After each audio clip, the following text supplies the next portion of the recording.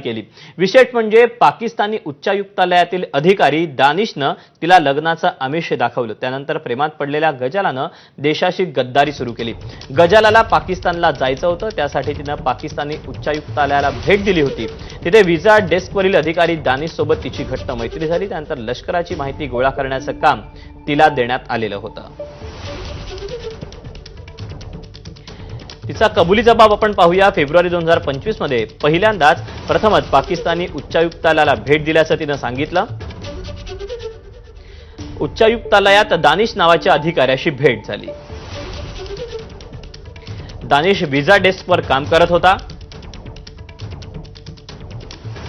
कागदपत्रांवरून दानिशनं गजालाचा number मिळवला।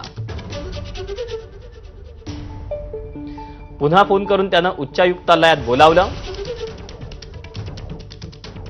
त्यानंतर गजालाच्या दानिशशी गप्पा सुरू झाल्या। दानिशला लग्नाची इच्छा होती असं त्यानं सांगितलं। दानिशनं 20,000 रुपये UPI द्वारे पाठवले।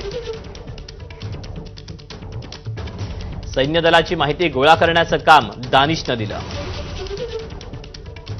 लाहोरला जाऊन तिथल्या नातेवाईकांसह कपड्याचा व्यापार करायलाही सांगितल्याचं गजालानं सांगितलं। कपड्यांच्या व्यवसायासाठी भारतातून पाकिस्तानला जायला ती तयार देखील झाली होती। देशाशी गद्दारी करणाऱ्या यामीन मोहम्मदलाही दिल्लीच्या पाक उच्चायुक्तालयातील अधिकारी दानिशनं गळाला लावलं होतं। यामीननं 2 वेळा पाकिस्तानचा दौरा केला। तसंच भारताची लष्करी माहिती देण्याच्या बदल्यात दानिशनं यामीनला कमिशनचं आमिषही दाखवलं होतं। याशिवाय दानिशनं त्याच्यावर अधिकाधिक लोकांना पाकिस्तानात पाठवण्याची जबाबदारी सोपवली होती।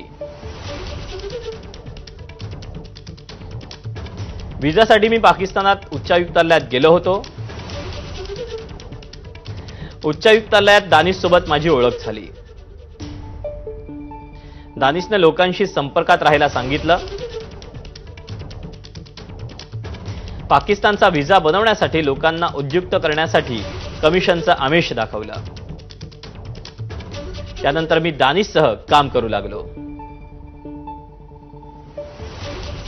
असा कबुलीनामा यामीननं दिलाय। दरम्यान भारतानं हाकलून लावलेल्या पाकिस्तानी उच्चायुक्तालयातील दानिशचं आणखी एका भारतीय गद्दाराशी कनेक्शन समोर आलं।